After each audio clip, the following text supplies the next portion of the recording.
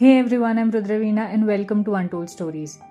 ये बात किसी से छुपी नहीं है कि हमारे ही देश में कुछ ऐसे एलिमेंट्स हैं जो इंडिया की हिस्ट्री को या तो मिटा देना चाहते हैं या फिर मैनिपुलेट करना चाहते हैं। मगर ऐसे समय में भी एक ऐसा दूसरा देश है जो ना सिर्फ इंडिया को अपना दोस्त मानता है मगर इंडिया के सैक्रिफाइसेस और हिस्ट्री को एक्टिवली सम्मानित कर रहा है। हम बात कर रहे हैं इजराइल और उसमें बसे हाइफा सिटी की। रिसेंटली हाइफा सिटी के मेयर योना याहाव ने उन इंडियन सोल्जर्स को ट्रिब्यूट दी जो वर्ल्ड वॉर 1 में इजराइल की ओर से लड़ते हुए शहीद हुए। मेयर याहाव ने कहा कि उन्हें आज तक यही पढ़ाया गया था कि ब्रिटिशर्स ने हाइफा को आजाद किया, but this was never the complete truth. World war के समय सितंबर 23, 1918 को हमारे Indian cavalry regiments Mysore, Hyderabad और जोधपुर से इजराइल की तरफ से लड़ने वहां गए थे। वो ब्रिटिश आर्मी नहीं बल्कि हमारे इंडियन सोल्जर्स थे जिन्होंने ऑटोमन सोल्जर्स से लड़कर इजराइल के माउंट कार्मेल और हाइफा सिटी को जीत लिया। ऑटोमन और जर्मन सोल्जर्स ने अपनी पोजीशंस को फोर्टिफाई कर रखा था। उनके पास हाई एंड मशीन गन्स और आर्टिलरी थी। ऑन द अदर हैंड हमारे इंडियन सोल्जर्स के पास थे सिर्फ घोड़े, भाले और तलवारें। मगर एक चीज और है हम भारतीयों के खून में जो दुनिया की हर वेपन से बढ़कर है, और वो है करेज। बेसिक ट्रेडिशनल हथियारों के साथ भी भारतीय सेना ऐसे लड़ी कि उन्होंने ऑटोमन को हाइफा सिटी और माउंट कार्मल से बाहर खदेड़ा। ऑल्सो इंडियन सोल्जर्स को एक दूसरी कंट्री में बिना अच्छे हथियारों के भेजना ये दिखाता है कि ब्रिटिश अथॉरिटीज इंडियंस को कैसे ट्रीट करते थे। इस जंग में 8 इंडियन सोल्जर्स को वीरगति प्राप्त हुई और 34 इंडियन सोल्जर्स सीरियसली इंजर हुए। लेकिन जो हमने हासिल किया वो अनबिलीवेबल था। इंडियन सोल्जर्स ने दुश्मनों के 700 से भी ज्यादा सिपाहियों को बंदी बनाया, 17 फील्ड गन्स यानी तोप और 11 मशीन गन्स को कैप्चर किया। इस जंग में जोधपुर लांसर्स को लीड कर रहे थे मेजर दलपत सिंह। हाइफा के इस बैटल में हुई सिवियर इंजरी के कारण उनकी मृत्यु हो गई, लेकिन इस जंग में उनकी आउटस्टैंडिंग लीडरशिप के लिए उन्हें आज भी हीरो ऑफ हाइफा के नाम से जाना जाता है। ऑल्सो जंग में शामिल कैप्टन अमन सिंह बहादुर और दफदार जोर सिंह, इन्हें इंडियन ऑर्डर ऑफ मेरिट से सम्मानित किया गया, और कैप्टन अनूप सिंह और सेकंड लेफ्टिनेंट सागत सिंह, इन्हें भी मिलिट्री क्रॉस अवार्ड से सम्मानित किया गया। और क्या आपको पता है कि हमारी आज की इंडियन आर्मी भी हर साल 23 सितंबर को हाइफा डे मनाती है, उस वॉर में लड़े हुए हमारे सोल्जर्स को सम्मानित करने के लिए। हाइफा के इस जंग में जिन सैनिकों को वीरगति प्राप्त हुई थी उन्हें इजराइल में हाइफा, जेरूसलेम और रैमले के सेमेट्रीज में दफनाया गया था। इसलिए 23 सितंबर को हर साल इन तीनों जगहों पर उन बहादुर सैनिकों को श्रद्धांजलि दी जाती है। रिसेंटली हाइफा सिटी को एड्रेस करते हुए मेयर योना याहाव ने कहा कि उन्हें तो बचपन से यही पढ़ाया गया था कि हाइफा सिटी और माउंट कार्मल को ब्रिटिशर्स ने ऑटोमन से फ्री करवाया until 2009।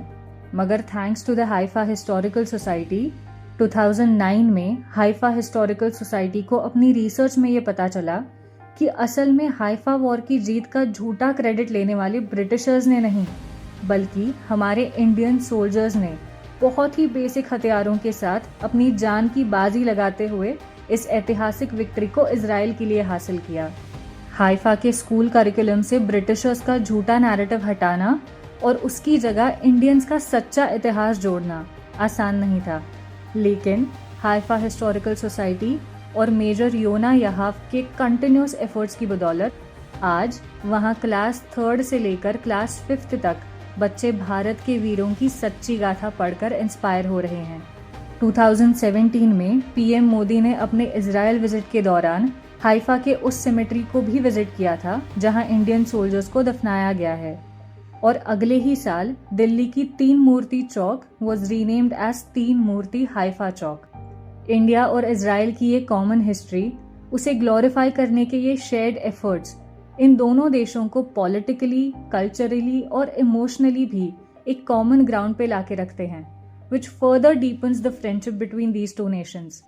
Now the question is कि ये जो पूरी जियोपॉलिटिकल कथा मैंने आपको सुनाई उसमें हमारे लिए पर्सनली सीखने जैसा क्या है?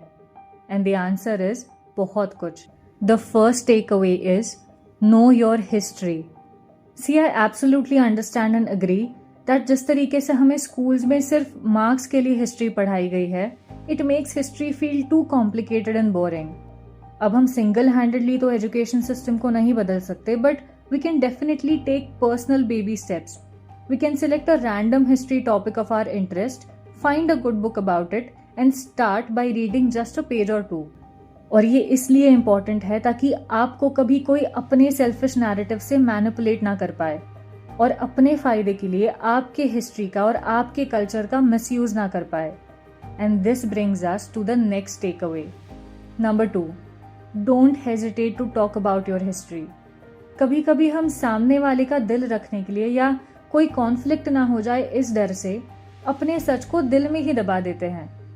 बट इजराइल के ये एक्शंस बताते हैं कि इजराइल अपनी हिस्ट्री को, अपने सच को कितना वैल्यू करता है। ब्रिटिशर्स का हाइफा की जीत का क्रेडिट लेने का नैरेटिव देखा जाए तो एक छोटा सा फॉल्स नैरेटिव ही है, वो भी एक दूसरी कंट्री इंडिया का क्रेडिट छीनने के लिए।